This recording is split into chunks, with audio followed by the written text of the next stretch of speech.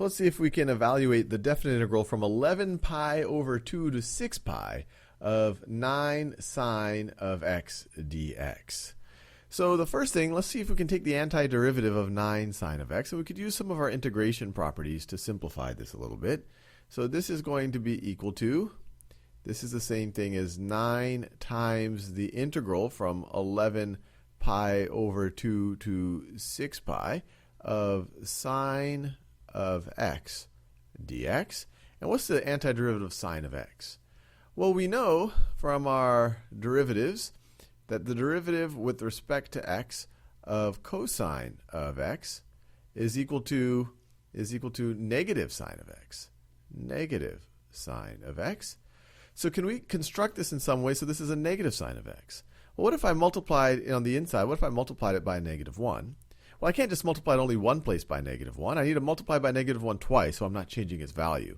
So what if I said negative 9 times negative sine of x? Well, this is still going to be 9 sine of x. If you took negative 9 times negative sine of x, it is 9 sine of x. And I did it this way because now negative sine of x, it matches the derivative of cosine of x.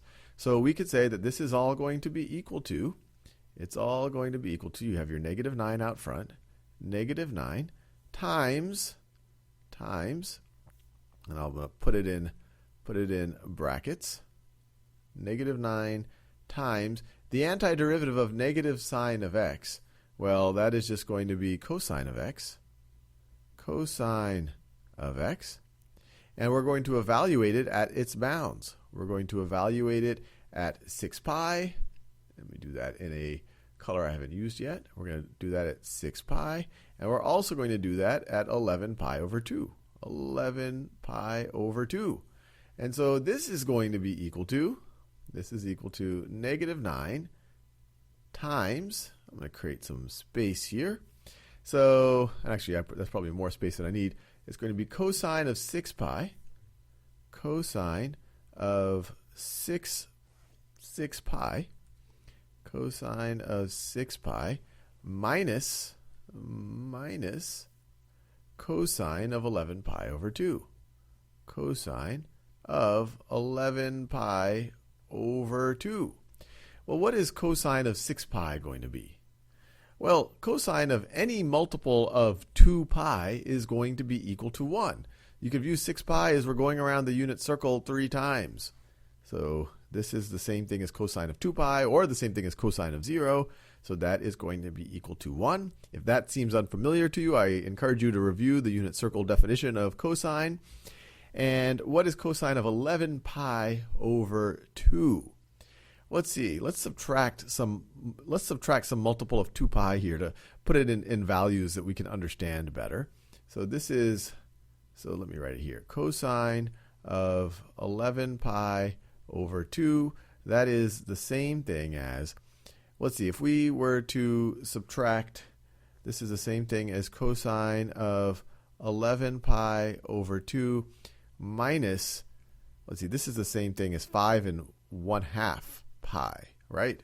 Yeah, so this is, so we could view this as, we could subtract, let's subtract 4 pi, which is going to be, we could write that as 8 pi over 2.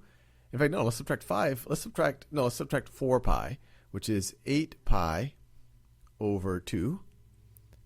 So once again, I'm just subtracting a multiple of 2 pi, which isn't going to change the value of cosine.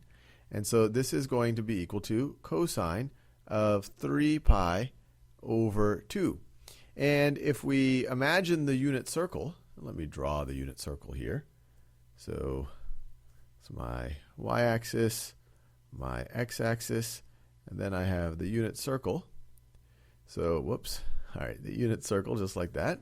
So if we start at, this is 0, then you go to pi over 2, then you go to pi, then you go to 3 pi over 2. So that's this point on the unit circle. So the cosine is the x-coordinate, so this is going to be 0. This is 0, so this is 0. And so we get 1 minus 0, so everything in the brackets evaluates out to 1. And so we are left with, so let me do that. So all of this is equal to 1. And so you have negative 9 times 1, which of course is just negative 9, is what this definite integral evaluates to.